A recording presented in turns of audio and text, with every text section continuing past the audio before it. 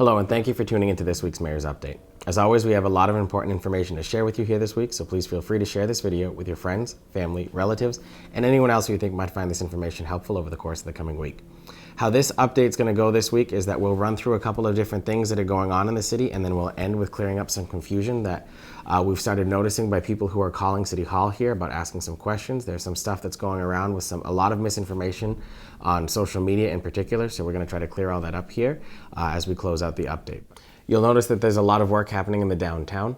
The Garbos building, located at 210 Parker Street, has a brand new roof that was placed on top of it. You'll notice the lift is still there. They will start be putting in windows very shortly. The windows will still be the same height and style as the former windows that were there to keep the same feel of the downtown with that historic building. So it's great to see that that work is continuing over there. And then some work will be done over on the other side of Parker Street at the former buffer zone building with some new siding being done probably within the next week or two there. So as you drive through downtown, you'll start to see a lot more increased activity over there as we continue with the progress that we're making in revitalizing the area, getting those buildings back up to code, back up to style, and really just using every tool we can to attract new businesses into the area. And it seems to be working, and we'll have a lot of great announcements as we get closer into the fall, I'm assuming, with some other businesses that'll be coming into Gardner soon. So thank you very much to everyone who's been involved in really revitalizing the area, and particularly with the downtown. We've had 22 buildings that have been recently changed hands in the downtown and now have different renovation aspects going towards them. So I think it's really exciting for us here in Gardner to see that. Just as a reminder that the Centennial Anniversary Parade will take place on Sunday, September 17th, with a step-off time of 1 p.m. in the afternoon. The parade will begin on Elm Street, will go through the downtown via Central Street and Parker Street, and end at Waterford Street. After that, there will be a performance by the UMass Marching Band over at Watkins Field at Gardner High School. So it'll be sure to be a fun day for everyone, for a full day of different activities going on. So make sure you block your calendars off for that. We are still accepting participants for the parade. So if you're interested in participating in the parade, contact the Centennial Committee and they'll be able to get you that information. The city was awarded a $200,000 grant from the Commonwealth's Community Compact Program to extend our fiber optic cable that we have here in Gardner. That'll connect our different municipal buildings so that we can be on one specific network, and actually saves us a boatload of money every month by not having to have a separate internet account for the fire station, police station, the Waterford Street School Community Center, the radio tower that we have that controls all of our radio communications for police, fire, animal control, and DPW. There's a lot that's going on with this grant. I want to say a special thank you to our IT director, Bob O'Keefe, for writing the grant that was awarded, and to the Healy Driscoll administration. In particular, this was a cool one, Director Ann Goby, the Commonwealth's new Director of Rural Affairs, who was the one who was overseeing this grant program. So it was neat to be able to work with Ann in a different capacity, as she is no longer our state senator here since she took her role with the Healy Driscoll administration. It was great to see her again as part of that award ceremony that we had this week. As this project continues, we'll be sure to let you know any information that happens as a result of this $200,000 grant that we got to extend our fiber optic capabilities here in Gardner. The Gardner Museum will be having their craft fair this weekend from 10 a.m. to 4 p.m. this Saturday, August 12th. If you're interested in participating in that, you can see the museum's website or social media platforms. There will be food vendors and different other activities that'll be there as well, so it should be a fun time for anyone who goes to visit. The People Who Care Alzheimer's Association event will take place this coming Thursday, August 17th at 5:30 p.m. in the city of Fitchburg. While this is happening in Fitchburg, this is an event for everyone in the North Central Massachusetts region. So the Alzheimer's Association of Massachusetts has asked that each community in the North Central Mass area share this event with people who are interested in attending. For more information on that event, please see the Alzheimer's Associations of North Central Massachusetts website and social media platforms to see how to get involved as they lead up to their annual Walk to End Alzheimer's that will take place in Worcester later on this year. I want to say thank you to all of our students, staff, and faculty that took place in our summer recreation program over at Gardner High School and Gardner Middle School as they had their last week of their summer camp this past week. I want to say a special thank you to Dan Ford, our athletic director and recreation director, for overseeing that camp. We had over 400 students participate this year, and that's a record for us here in Gardner. So I think the camp has been very popular, very successful. Aside from the 400 students that attended, we employed about 100 other students as staff and counselors and everything else there too. So it really was a great program this year, and I think it was something that really should be highlighted for us here in the Gardner community. So thank you to Dan and everyone who was involved in that process. And lastly, before we get into some other stuff, I want to say congratulations to Mass Hire of North Central Massachusetts, who was this past week recognized by the Commonwealth as a Rising Star Award recipient for veterans services and helping veterans who are unemployed or underemployed and find new career opportunities. So congratulations to Jeff Roberge and everyone else who works at Mass Hire's office for the North Central Massachusetts region on receiving that award this past week from the Commonwealth of Massachusetts. I want to clarify some things that have come up as a result of the different zoning amendments that have been proposed by the City Councilor to the City Council by City Councilor Dana Heath. There seems to be a lot of confusion as to how the process works, what this deals with, how the city can sell properties, and we want to clarify all of that here for anyone who may have some questions. Now, the items that are before the City Council right now are a vote to change the zoning designation on a parcel of land on 140 from residential to commercial.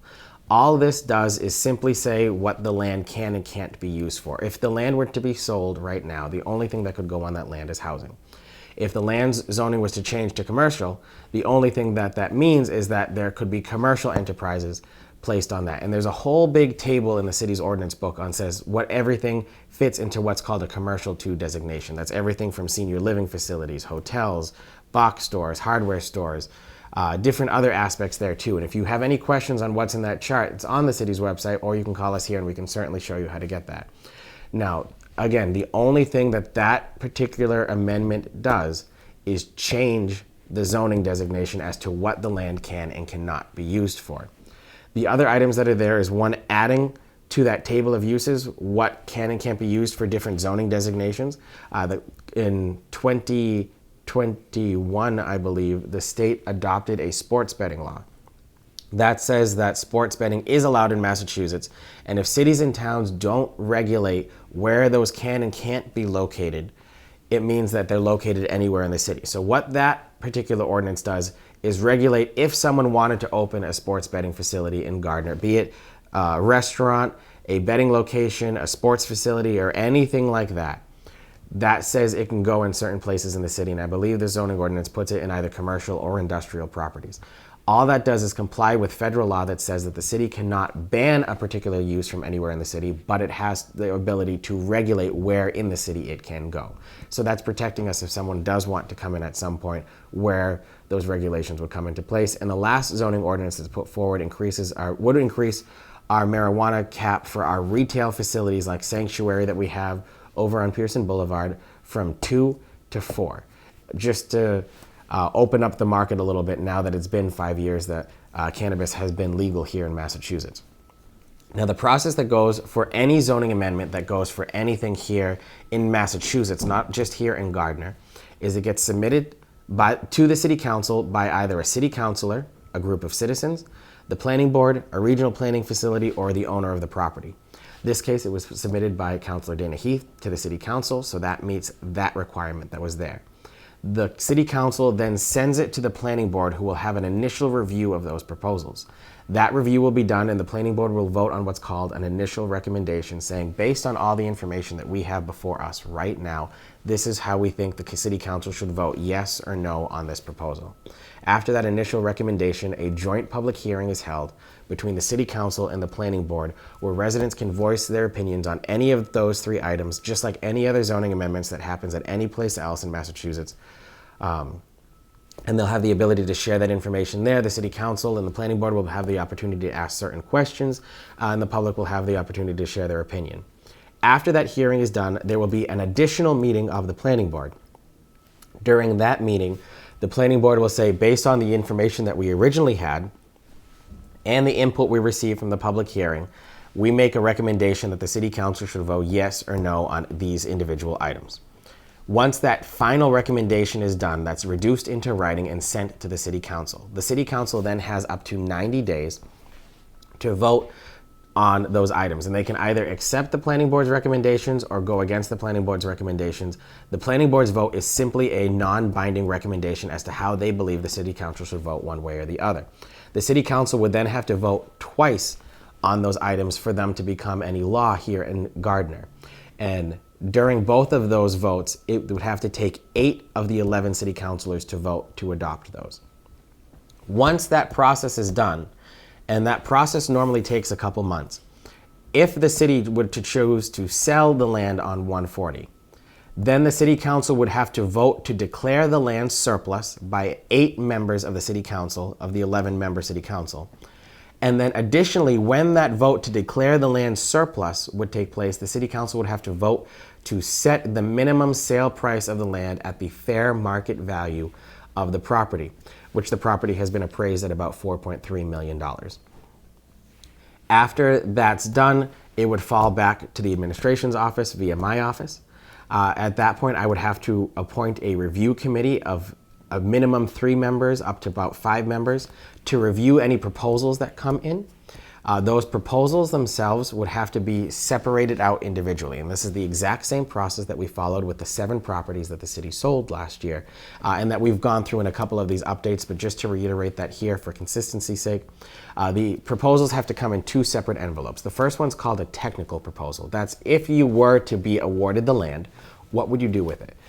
Would you be putting a store in, housing, how many units, what type of infrastructure would you need, how would you be funding this, how are you financing all of this? And then the second proposal is, this is how much we would pay for the land. And that is a sealed envelope that cannot be opened until that review committee does a full and thorough review and investigation of everything that's done in that technical proposal section of the submission. And that's, again, what are you doing, how are you doing it, and what are your plans for the property. After those grades are done, only then can the price proposals be open. And once those are open, things are now weighed out with the technical proposal always bearing more weight than the price proposal.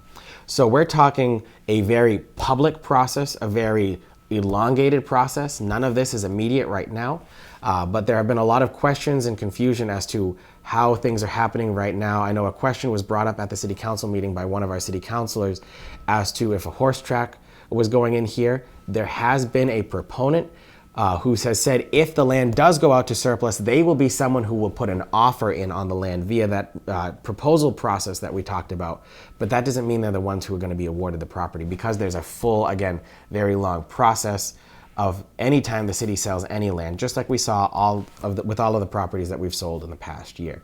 Right now, the only thing before the city council is simply the zoning designation. There's nothing to do with the horse track right now. It's simply, can commercial go on the site or is it residential on the site? And that's the only thing that's before them now. If we go out and declare the land surplus, at that point, horse tracks still aren't part of the equation. It's simply, can we put it out for sale? For how much can it go out for sale? And then let's set a committee to review all of those proposals and see who puts in an offer on the property. So this is just an open and public process that's very regulated by state law, heavily regulated by state law through the Attorney General's office and the Inspector General's office, and is a very public process. So if you have any questions like that on all, or any confusion that you're seeing because you're seeing something posted online that just simply doesn't feel right or just seems odd, it probably is incorrect based on what we've seen in the past week. So if you have any questions on that, you can always call and get the most accurate information from us here at City Hall directly from the source of what's going on. But we just wanted to clarify that because that seems to be something that a lot of people have been asking about lately. However, that does conclude this week's update. As always, if there's any questions on anything you have that's either in this update, stuff going on in the city, stuff that you're reading that's going on, you can feel free to contact my office at any time. Thank you very much and have a great day.